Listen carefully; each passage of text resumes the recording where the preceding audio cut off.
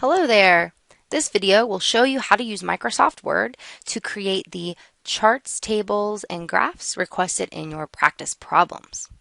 So let's go ahead and take a look at number 1. So in this example, Wendy is an IO psychologist who wants to study the relationship between experiencing workplace psychological aggression and perceptions of being effective on the job. So Wendy randomly selects 7 employees and asks them to respond to these questions. And then the resulting data is right here in this table where we see the scores for each person's aggression experiences, and the scores for each person's self-efficacy or their perceived ability to do their job. Now remember, each row represents one person's scores. So we have 1, 2, 3, 4, 5, 6, 7 people, n equals 7, in our data set. So the first thing I asked you to do in the practice problems was to use this data to create a scatter diagram.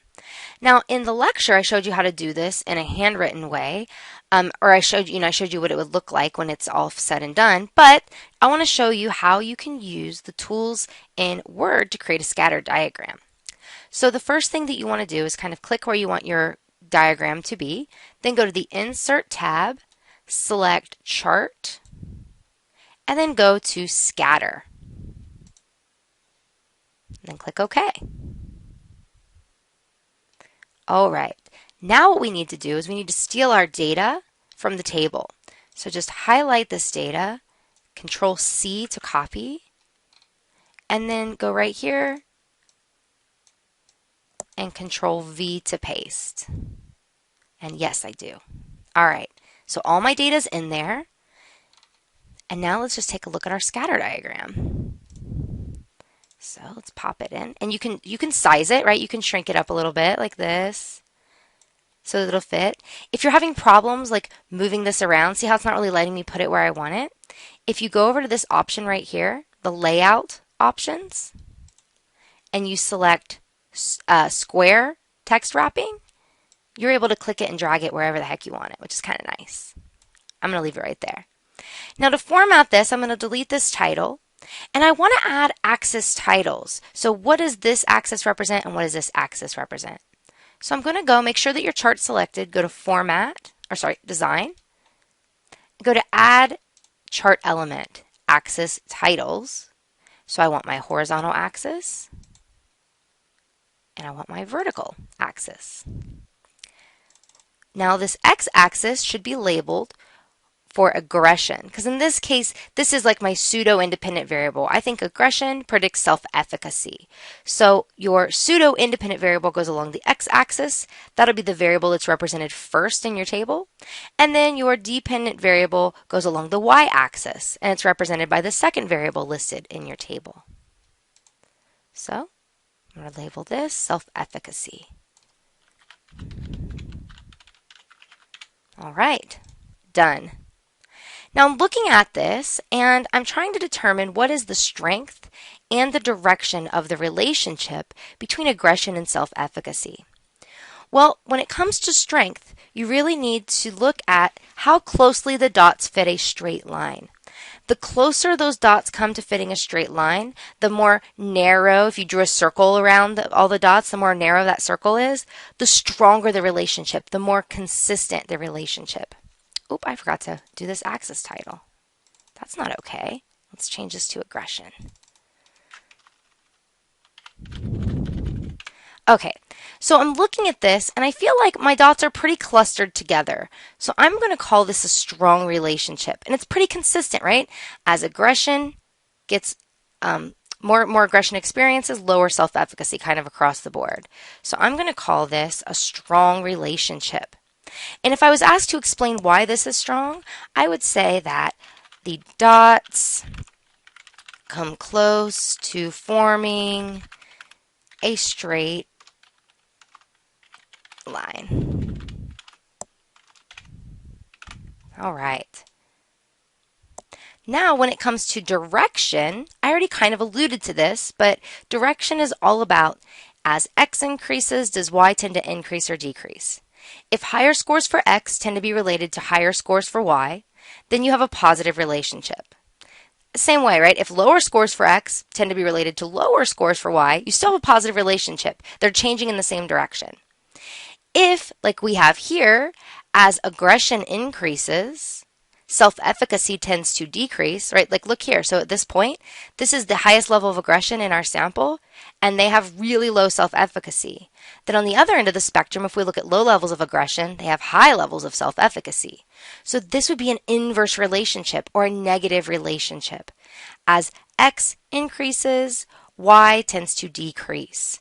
And when you look at this visually, you see a downward slope here. So I would say this is negative. It's an inverse relationship. And we could say there is a downward slope as aggression. Oh, I think this is going to be down here. Yeah, so I'll go ahead and move this down here. So here we go. Downward slope. All right, so describing this relationship in plain English, Control V to paste what I had. As aggression experiences increase, self-efficacy tends to decrease. Be really careful. Don't say people who experience more aggression have, people who experience more aggression have less self-efficacy. You don't want to say that. You want to say tends to, right? This is correlational. This isn't a true experiment. So this is only some sort of relationship, not something that this causes this, okay? So as aggression experiences increase, self-efficacy tends to decrease. Or you could say people who experience more aggression tend to have less self-efficacy.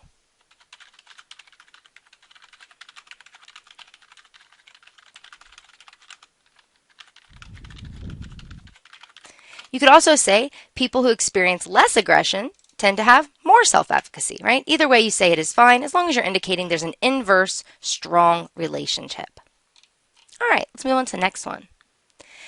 So John is a reporter for the Las Vegas Review-Journal, and he's writing a story on the age-based diversity of NSC students. So he collects data on 20 students with the data below. And I asked you, which frequency distribution table is appropriate? So if we look at this data, we have a really, really wide range of scores. So our lowest value in the data set is, let's see, I believe it's 18. And then the highest value in our data set, the oldest person in our sample, is 55.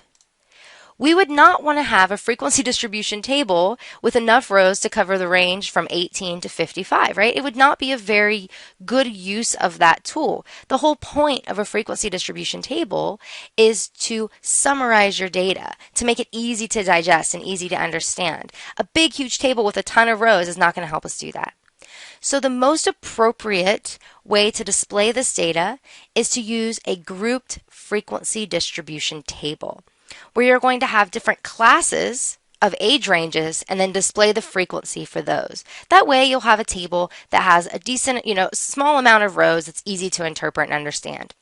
So let's go ahead and create one of those. Now, before I start to create this table, we have to figure out a couple of things. The first thing that we need to figure out is the approximate number of groups that we need to have in our frequency distribution table. So the way that we do that is we find what exponent of 2 gives us a number that's greater than or equal to the sample size. So in other words, we want to figure out 2, check this out, this is the superscript up here, you can click that.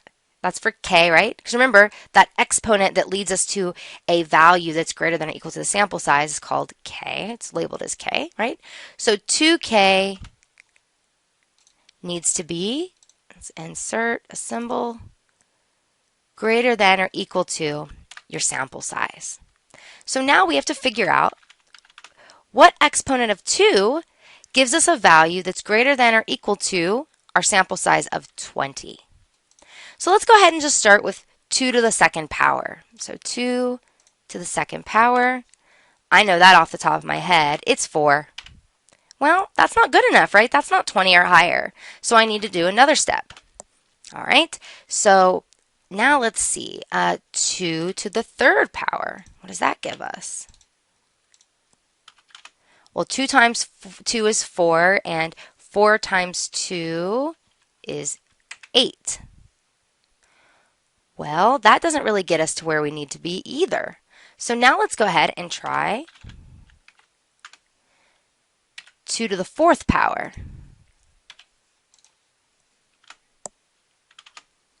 So just so that I don't make any mistakes, we're going to go ahead and go to the calculator here. Okay, now on your computer, you don't really see an exponent here, but if you go up to View, Scientific, it opens a whole new set of tools for you. So let's see, what is 2 to the 4th power? So 2 to the 3rd power, just confirm, that is 8. 2 to the 4th power is 16. Still not good enough, right? That is not greater than or equal to 20. So let's try another one.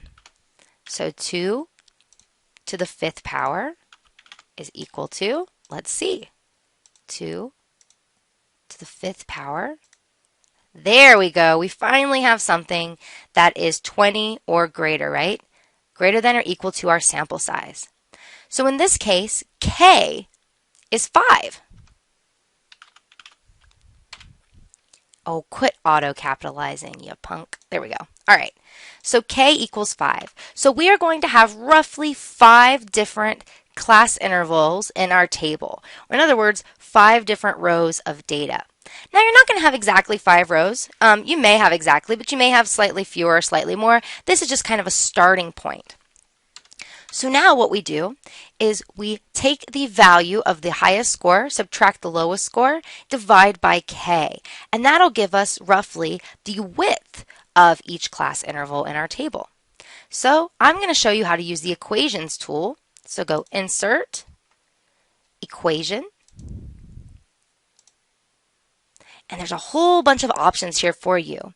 I'm going to select the fraction option, and so up here we've got our highest minus our lowest score divided by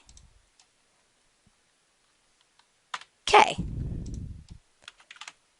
So this becomes, and let's insert another fraction, insert, equation, fraction. So my highest score, remember, was 55. That's my oldest person in my data set. And my youngest is 18. And then we just found K to be 5. So now I need to solve for the next step in my equation. So 55 minus 18 gives me 37, and we divide that by 5. And we end up with 7.4. Now this does not tell me that my width for each group is going to be 7.4. That's not a number that's really easy to interpret. I strongly suggest, and it's actually a convention of making these tables, that you take whatever you get here and you round it to a number that's easy to count by. And that's typically a number that has, it's a multiple of 5, 10, or 100. So this is going to become 10. Don't round it to 8. 8 isn't a really easy number to count by. Again, you want it to be like 5s or 10s. All right, so 10 equals the width, that's not how you spell width, of each class or each group in our table. So now we're finally ready to start creating a table. All right, so let's go ahead and use the table tool. So Insert, Table, and I think I'm roughly going to need 6 rows, 5 for my data, 1 for my labels. So 1, 2, 3, 4, 5, 6, and 2 columns. Oh no, 3 columns. There we go. Okay, so I'm going to create a relative frequency distribution table. Now, instead of just having the frequencies here, the reason I want to use a relative frequency distribution table where I have percentages is because we're trying to use this sample to make inferences about the age-based diversity of all NSC students. So it really wouldn't be useful to say, oh, well, 3 out of 20 students were ages 10 to 19. It's more useful to say 15% of students in the sample were between the age of 10 and 19. So then you could say, well, I would expect 15% of this population to have that age range. All right, so let's go ahead and insert our labels here. So we're going to have our age categories. We're going to have the number of students. And we're going to have the relative number of students, or the percentages. Okay, So the first thing I usually do when I'm creating this table is I try to identify what is going to be the low end. Like what is the lowest value that I can have that'll capture the lowest value in my data set without going too far below it. So if I know that my intervals are going to be widths of 10 apiece, and I know that my youngest person is 18, I also know that the low end of each interval needs to be a multiple of the width. So that tells me I need to start with 10. And let's not go to the highest. I'm going to start with 10. And then I'm going to go ahead and count by tens to get the low end of each interval first. So 10, then next is 20, 30, 40, 50. So I've got my 1, 2, 3, 4, 5 rows. And actually in this case, K is accurate because the largest value in my data set is a 55. And that will be captured in this interval right here. So then what I do for my next step is I go in and I fill in the high end of each group. So the high end has to be just below the low end for the next group. So I'm going to go 19 right here. Now, if you had a variable that's typically a fraction, like if you're looking at money, you would probably want to go 19.99. But given the fact that most people don't give their age in terms of fractions, I'm going to go ahead and just leave it at 19. So then my next one, okay, what's just below 30? 29. Okay. What's just below 40? 39. What's just below 50? Oop. Yep, 49. And then if our next one was 60, right, then we would have 59 here. Now take a look at this. These meet the criteria for a grouped frequency distribution table. Each low end is a multiple of the width that's easy to count by that we decided on, that we rounded to. And these categories are all inclusive and mutually exclusive. So there's no value in this data set that doesn't fall within one of these ranges. So it's all inclusive. And it's mutually exclusive because there is no one value in this data set that fits in multiple categories, right? That's why this first one can't be 10 to 20 and then 20 to 30, because if somebody's 20, they would have been counted twice. So make sure they're mutually exclusive groups. Now you just simply count the number of students fitting each category.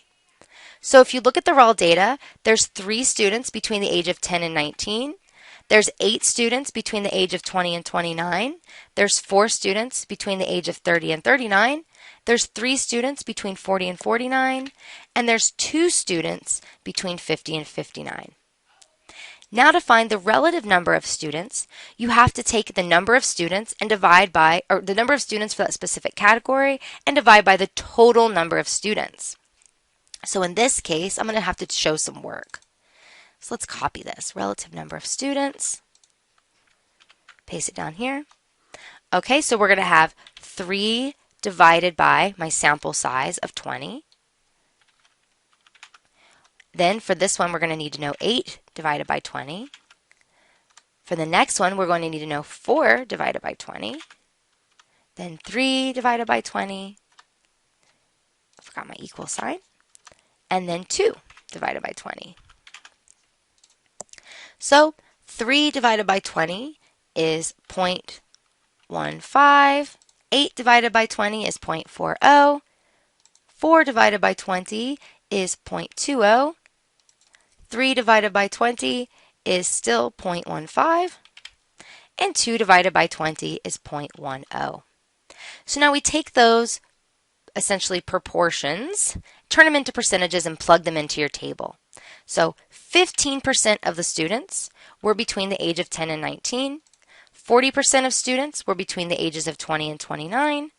20% of students were between the ages of 30 and 39.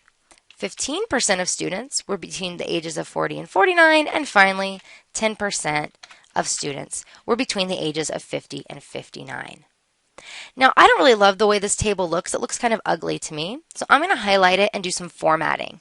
You don't have to do this, but I recommend that you try it out because if you get comfortable with making tables look nice, then you'll be better at presenting data. So I click on this little 4-cornered arrow up here to highlight the entire table. I'm going to go up to Layout, and I'm going to select Auto Fit Contents, so that it shrinks to just fit the contents of what I have. And I see that my labels are way wider than the actual values here, so I'm going to do this. Hit Enter. And look, because I selected auto-fit contents, it automatically adjusts the width of each column to match the contents. I also like to center my data. So under the Layout tab, highlight the whole table and select, right here. Okay, right there. So align center. We're almost there. I don't like all these lines, so I'm going to mess with the borders. So I'm going to go to the Design tab. I'm going to go to Borders. I'm going to get rid of all of them and then just add the ones I want. So I want a border beneath my labels. So again, in the Design tab, bottom border. And I want a border below my values as well. So now I'm feeling pretty good about my table. I just kind of want my labels to be bolded though, so let's hit Control B to unbold that. So now I'm feeling pretty good about my table. So then the next question asks you to create the appropriate frequency distribution graph to summarize this data. Well, there's multiple options that you could use. You could go with a histogram if you wanted to display this data, but because we are really focused on relative frequencies and we're trying to, make inferences about the population based on percentages within our sample, I'm going to go with a pie chart. And a pie chart's totally fine because we're looking at percentages of a whole, right? The percentage of, each percentage of people in our sample that fit within each group, and each group is mutually exclusive. So let's make a pie chart. So go to Insert, Chart, Pie.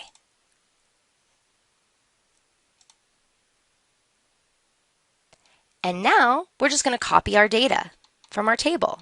So we'll go up here, we'll get our age ranges, and I'm just going to include the percentages. I'm not going to include the raw frequencies. And Control V to paste. Whoa, that's not what we want. Number of students. Okay, let's get rid of this. Let's scoot these guys up a little bit. Here, let's stretch this out. Come here, guys. Control X to cut. Control V. All right, now let's take a look at our pie chart and see how it looks. Okay, so we're almost there. We've got our categories labeled. What I suggest that you do is you include the percentages within each one of these. It really helps to be able to visualize it. So let's go under Design. Make sure your pie chart's selected. Go to Design. And let's try some quick layouts. Ooh, I like this one. Yeah, that one looks good. So I'm going to select that. So I've got my key over here. It tells me which color represents which age group. And I've got my percentages. And I'm also going to add to this title. So relative number of students at NSC for each age group. So now I could look at this and I could estimate based on my sample that 40% of NSC students are between the ages of 20 and 29, 15% of students are between the ages of 10 and 19, and so on and so forth. And this is a nice, pretty way to display that data. There we go. All right, so let's go to the part C here.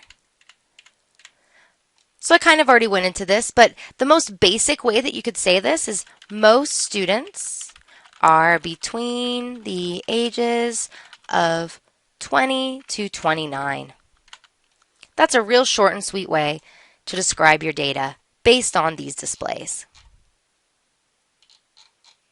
All right, so what's my next question?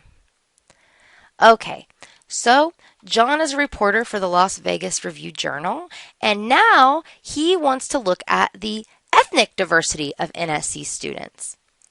So now we're going to create another joint frequency distribution table, but instead of using, we're going to create a relative frequency distribution table, but instead of working with numeric values that need to be grouped into categories because they are such a wide range, we're now working with nominal data. So we don't have to worry about grouping anybody up. We're just going to have categories listed in that first column, then the number of students in each category, and then the relative number of students. So the appropriate frequency distribution table, again, you don't just want to stick to frequencies, you want to do relative frequencies because we're trying to use these 20 students as kind of a proxy for all students in Nevada State College. So percentages are most useful. So let's see, I have 1, 2, 3, 4, 5, 6 different ethnicities captured in my data. So when I make my table, I want to have 7 rows because I need to have a row for my labels. So we need 7 rows and I need 3 columns so that I can have the ethnicities, the number of students, and the relative number of students. All right, so this first category is ethnicity. Then we have the number of students. Then we have the relative number of students. And now the order that you list these ethnicities in, it really doesn't matter. There's no meaningful order that you can put these categories in because there's really no numeric quality to them. So any order you label these in is completely arbitrary. I'm just going to go ahead and go with the order that they appear in my data. So we've got white, Hispanic, Pacific Islander. I guess I could save time and just copy this, huh? So copy, Control C, Control V to paste. 2 or more ethnicities, Control C to copy, Control V to paste. Black or African, Control copy or Control C to copy, Control V to paste. All right. Now you just simply need to count how many students fit each category. So in this data, we had 8 white students, 5 Hispanic students, 1 Pacific Islander, 2 Asian, 1, 2 or more ethnicities, 3 Black or African. Then again, the relative number of students is equal to the total number for that group divided by the total number overall. So if I just copy these, and watch this. If you want to take words out of a table and copy them without keeping the table, just the text, when you go to paste, you can select the keep text only option and it just stays that way. It's kind of nice. So for white, we have 8 out of 20. For Hispanic, we have 5 out of 20. For Pacific Islander, we have 1 out of 20. For Asian, 2 out of 20. 2 or more ethnicities, 1 out of 20. And then Black or African, 3 out of 20. So 8 divided by 20 gives you 0.40. 5 divided by 20 gives you 0.25. 1 divided by 20 gives you 0.05. 2 divided by 20 gives you 0.10. 1 divided by 20 gives you 0.05 still. And 3 divided by 20 gives you 0.15. So convert those into percentages, right? Just multiply these by 100 or scoot your decimal 2 places to the right. So 40% of students in the sample were white. 25% of students in the sample were Hispanic. 5% of students in the sample were Pacific Islander. 10% of students in the sample were Asian. 5% of students in the sample were 2 or more ethnicities, and 15% of students in the sample were Black or African. Now I'm going to format this table kind of like I did before. So go to the Layout, Auto Fit Contents, going to center everything, go to the Design tab, get rid of all those borders. Also, if you want to, you can kind of play with these as well. So there's like some pre-formatted table options for you that you can use. They look kind of nice. So you can just kind of play around and make a table that you like. I kind of like, let's see, I like this one. All right, so it's looking good. We can also do this so that the columns aren't so wide. There, even better. So then I asked you to create the appropriate frequency distribution graph to summarize this data. So in this case, we're looking at nominal data and we're wanting to display the percentages or frequencies of those data. So we could create a bar graph, right? We could, If we were just wanting to look at those frequencies, it would be a bar graph, not a histogram, because this is nominal data. But yet again, we're trying to, we're focused on percentages. We're looking at percentages of a whole, right, of the whole sample. So I'm going to go ahead and use a pie chart for this one. Well, yeah, I'll use a pie chart. Okay, so I will show you, well, you know what? I'll use a bar graph just because I haven't showed you how to make one of those yet. So I'll use a bar graph instead. So here we go. Okay, I'll probably have to do this on the next page. All right, so I'm going to go to Insert, Chart, Clustered Column, and click OK. And now I need to edit my data here. So I'm going to go up and I'm going to steal this data. So these will be my ethnicity categories. Okay, and then my relative number of students for each. Even though I'm not doing a pie chart, I'm going to show the percentages because, again, we can use those percentages to make informed assumptions about the population. Oh, it did it again. So annoying. All right, so let's just fix it. Students. All right, and then scoot this down. Highlight all this stuff. Control X to cut, Control V to paste. Now, if you look at the chart, it still looks really funky, right? There's way too many groups. And that's because if you look in your data, see this little blue thing? It's telling me that it's including all of this for my chart. But I don't want to include all of that. So I need to go to the little blue little corner there, wait for the double-sided arrow, and kind of click and drag so that it just fits around the data I actually care about. Now when I go back and look at my chart, what the heck? Let's see. Okay, edit data. This is all I care about, buddy. So let's see. Yeah. Okay.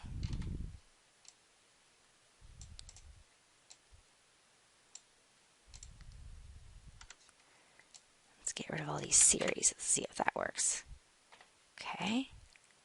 I wonder why it's still including those. That's super weird. Let's hit exit and see what it looks like. Okay.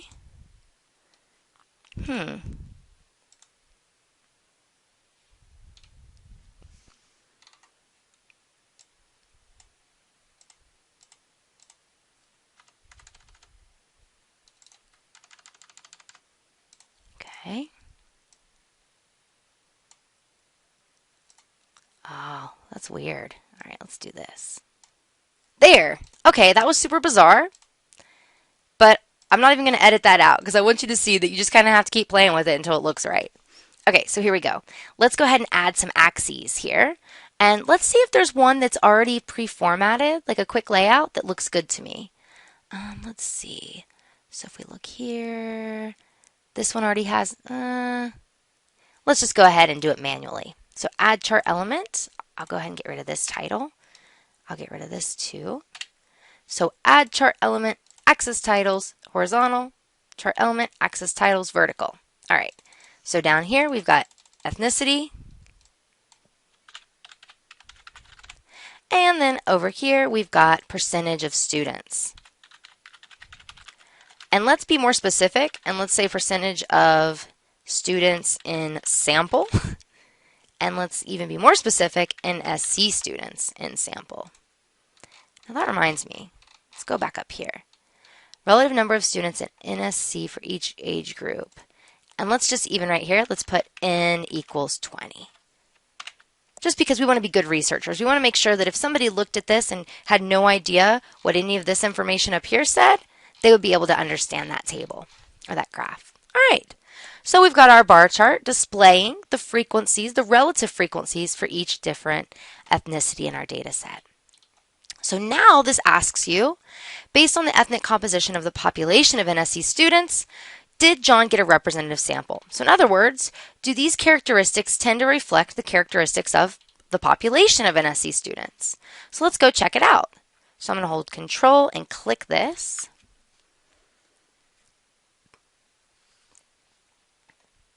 So there's tons of institutional data available for you to play with if you're interested. You can do all kinds of inquiries here, but I just want to look at ethnicity. And I'm going to go ahead and let's see if this works.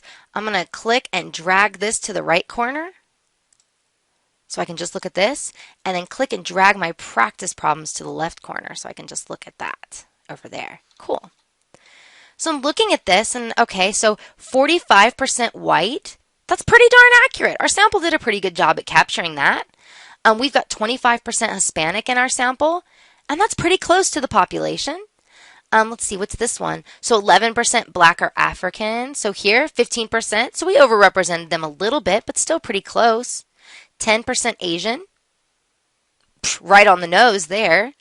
Let's see, unknown, 2 or more, 5%. Let's see, 2 or more. Well, that's exactly perfect there. Pacific Islander is at 2%, so we overestimated them a little bit with our 5%. And then, let's see, I don't know what inspec is. Unknown, 2 or more, Pacific. I'm guessing this is Asian, not sure, but it says 1%. And if that's the case, we way overestimated them with our sample. So just showing you how you always want your sample to represent the population. And sometimes you can do a pretty good job at doing that. All right, let's blow this back up. Okay, so based on the ethnic composition of the population, did John get a representative sample? And I would say yes. Most of the relative frequencies in the, right click and fix that, in the sample were close to the relative frequencies or percentages in the population. Awesome. I'm going to make that bold. Okay. So now this beast. So let's take a look at this data here. So we have a situation where a call center manager is trying to survey 60 customers throughout the day, and they're really asking them to rate their quality of service. And the call center manager isn't just necessarily interested in the quality of service, but is interested in looking at the quality of service based on the time of day that the call took place. So this is a situation where we want to display 2 variables simultaneously at once, and this is nominal data. So let's go ahead and, well, no, actually, the ratings are going to be interval data because you know the direction and magnitude of differences. And then the time would be ordinal because morning is before afternoon, but we didn't measure like specifically like what hour it was. So you don't really know the magnitude of the difference in time between any given morning and any given afternoon. So we want to display a joint frequency distribution table to show how these 2 variables work together. So let's go ahead and kind of start a table, and let me just kind of visualize. All right, so we have 5 different time frames, and 3 different time frames and 5 different levels of satisfaction. So like 1, 2, 3, 4, 5, 6, 7. Okay, so roughly, let's see, 7 and like 4-ish. Now the cool thing about the table tool, if I didn't make it proper the first time, I can go up here and I can insert above and below and left and right. I can delete using backspace whole rows and whole columns. You can just kind of start with what you think it's going to look like and then make edits based on what it's actually going to look like. So let's go ahead and start by just creating a basic frequency distribution table with just frequencies. And then I'll take a look at that to see if it is an accurate representation of the data.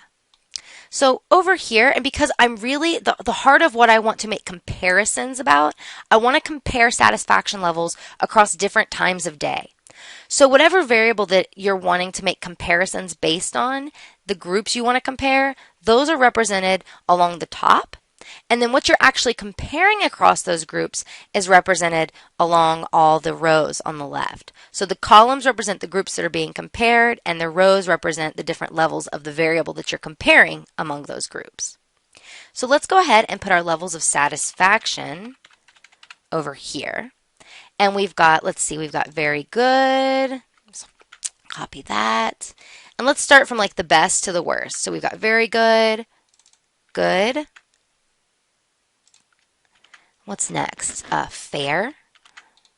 So it's important that you list these in order. Poor would be the next. Let's see, poor. And then very poor. So those are our level of satisfaction. I'm going to go ahead and Control B to bold that. Now, across here, we need our different times of day. So we've got morning. And again, you want to go in order from earliest to latest. Afternoon. And evening. Now I'm going to need a column over here for my totals and a column down here for my totals. So there's two ways I could do this. I could just kind of like go below it and wait for the little thing to pop up and hit it. I could do that over here as well. Or I could go to this column and say, I want to insert right. Now I also want to put a label above these that represent the fact that we're looking at time of day.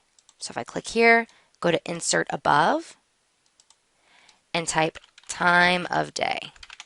Now, in a little bit, I'll format this so that it's merged and centered above these, but I'll wait to do that until the very end. So I need to put over here my totals, and then over here, my totals. All right, so let's start creating a table. So we have to consider both variables simultaneously, right? So the very goods in the morning. Now, I put the data, I arranged the data for you by time to make it a little easier. So if we look at this, right, time of day, morning, and satisfaction, very good. All right, so just within the mornings, how many very goods do we have? 1, 2, 3, 4, 5. 5. Okay. Also within the morning, how many goods do we have? Well, here's just my mornings, and how many goods? 1, 2, 2. All right. How many fares in the morning? Well, let's see. 1, 2. I'm just hitting the down arrow to go down. 2.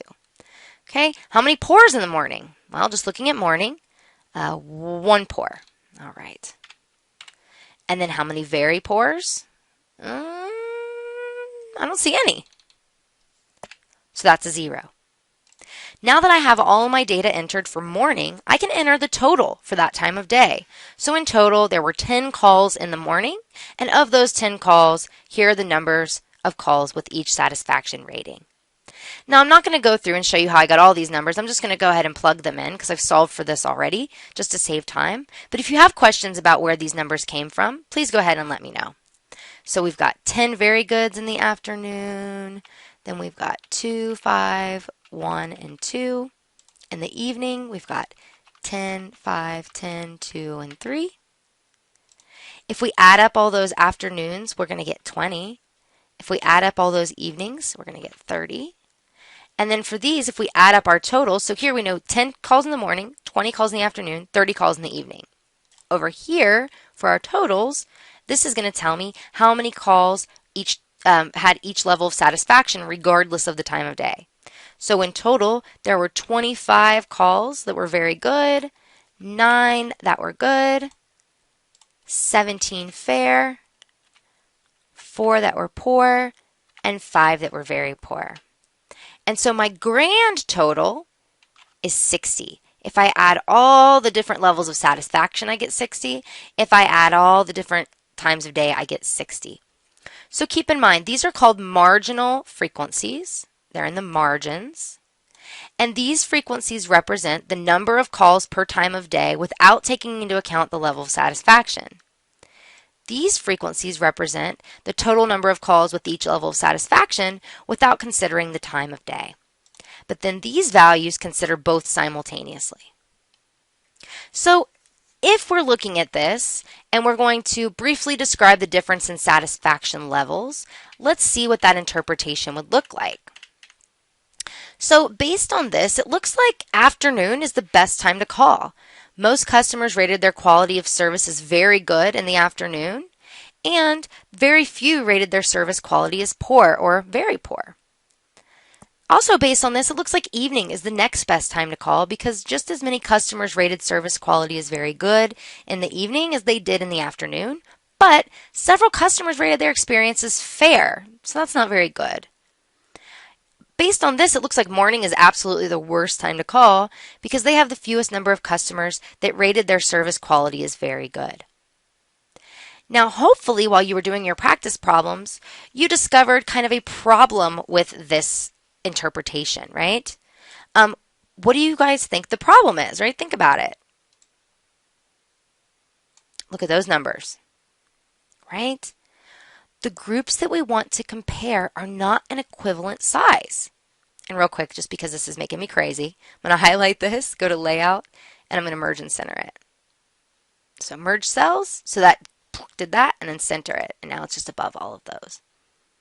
I'm not even going to try to make this table pretty right now because this is not my finished product, because I need to make a different type of table that takes into account the fact that there are way fewer morning than afternoon calls and fewer afternoon calls and evening calls. So of course, there's going to be more very good calls in the afternoon and evening because there's more calls in general. So you really have to take that into account. So what we're going to do is create a joint relative to group total frequency distribution table that takes into account the fact that we have very different sample sizes for each time of day. So now let's go ahead and create that. And I'm going to keep this original one just to use as a reference. Now I'm going to create a new table below that has the joint relative to group total frequencies. And that's why it's so important that when you do these, you put the groups that you want to compare as the basis of your columns so that your math works the same way mine does. So if we're going to do this, we will say, all right, instead of just saying, because if we did if you just did a joint relative frequency distribution table, then you could have it like this. So like 5 out of 60 calls, right? Or in other words, let's see. So based on this, 8.3% of all calls, right? All of them, so 0.083. So 8.3% of all calls happened in the morning and were rated as very good.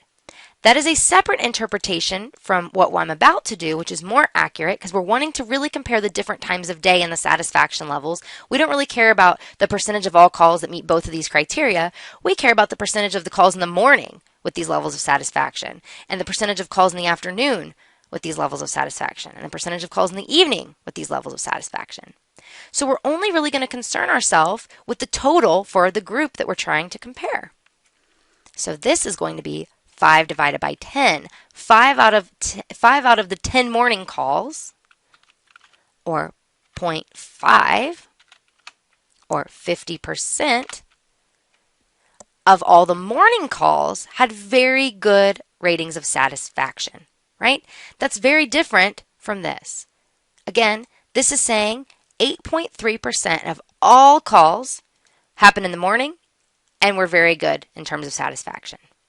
This is saying 50% of the calls in the morning were rated as very good. So I just want you to wrap your head around that concept because this is one of the trickier ways that data can be presented to you, and you can see these numbers are drastically different. And this is the more accurate way to portray that because you're taking into account there's way fewer morning calls than anything else. All right, so now I'm going to delete I'll keep my math. It's all good.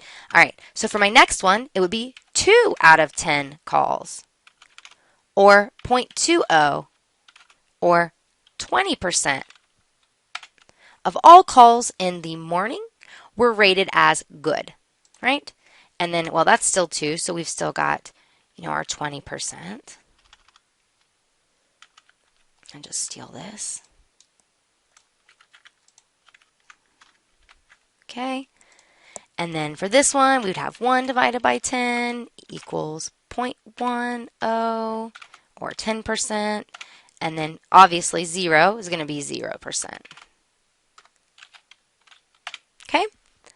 So I'm just going through and I'm showing all my work here. Now when we get to afternoon, 10 out of 20 calls, or 0.5, or 50%. So out of all the afternoon calls, 50% were rated as very good. Here, 2 out of 20, or 0.1, or 10% of all the afternoon calls were rated as good. 5 out of 20 or 25% of all the afternoon calls were rated as fair. And then 1 out of 20, 0.05 or 5% of all afternoon calls were rated as poor. And then finally, another 2, we can just steal that.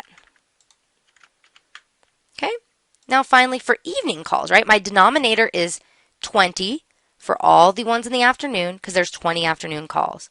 My denominator for morning is constantly 10 because there's 10 morning calls.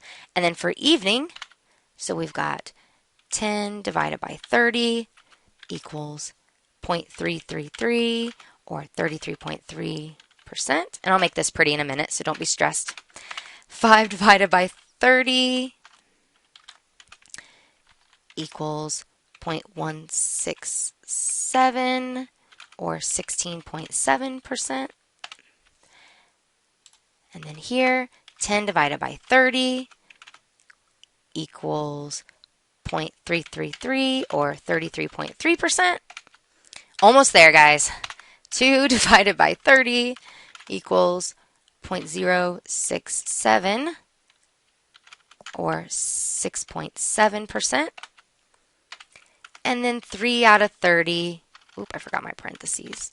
3 out of 30 equals 0.1 or 10% of all evening calls were rated as very poor.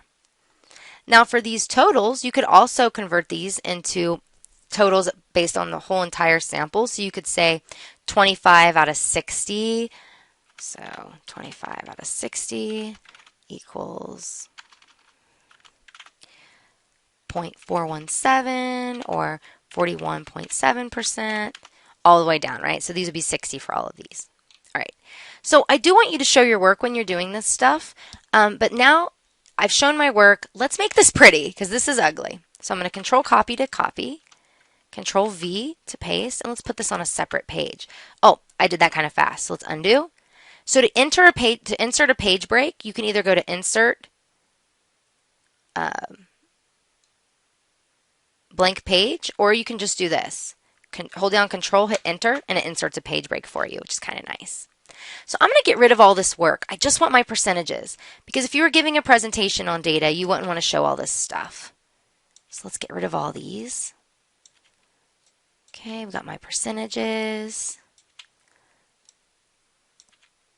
Okay.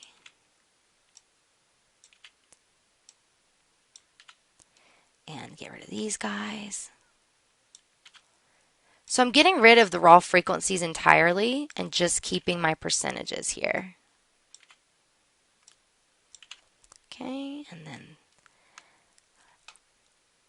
we've got, and if you did the math on all of these, you would have ended up with 15%, 28.3%, 6.7%,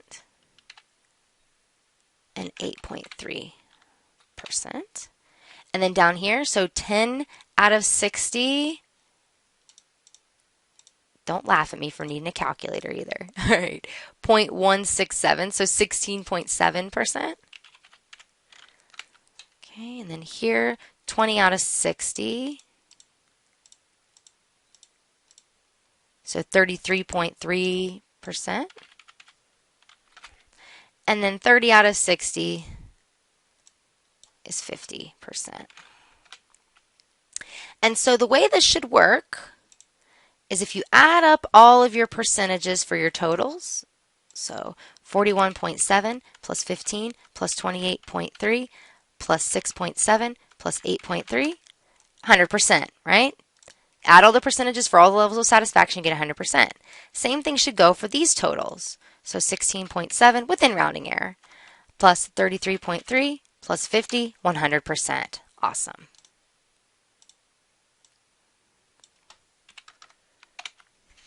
All right. So now when we make our interpretation of this data, we can see a very different picture, right? So if you look at this and you compare it to the way this looks, Not only are these in percentages, even if you converted these into percentages, they look very different. And you know what? Before we make interpretations, I want to make this a prettier table. It's driving me crazy. So I'm going to highlight it. I'm going to go to Design. I'm going to get rid of all the borders. And I want to have these, let's see, this and this be bordered up. So Design, bottom and top. And then this over here, a bottom border there. All right, that looks good to me. Okay, so let's go ahead and take a look at these and describe the difference in satisfaction levels across the shifts based on the frequency distribution table. So based on this, morning really appears to be the best time to call, because half the customers who called in the morning rated their service quality as very good. So half of the morning customers rated their service quality as very good. Remember before, when we were just looking at raw frequencies, we're like, well, there's not a whole lot of people who are saying very good in the morning compared to these. But that was because there's not a whole lot of people in the morning in general, right? All right. Why else? So let's see. Oh, also check this out. Nobody said very poor. And no customers rated their satisfaction as very poor in the morning.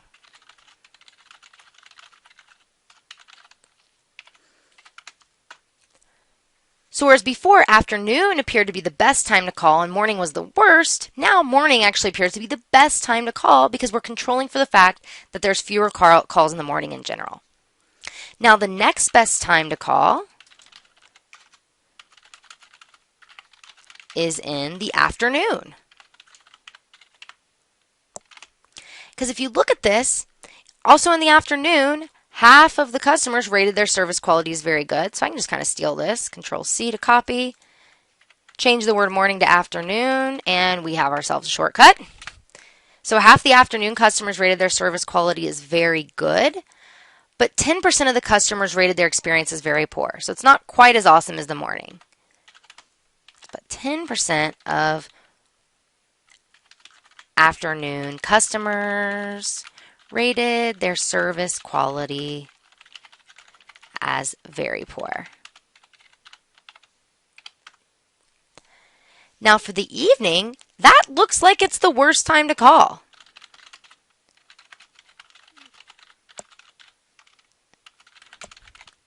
Whereas last time it was kind of in second place, now it's the worst.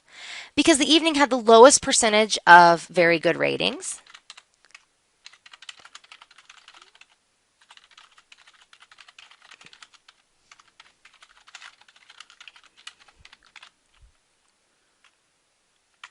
And if you look at it, they had the highest combined percentage of poor and very poor ratings.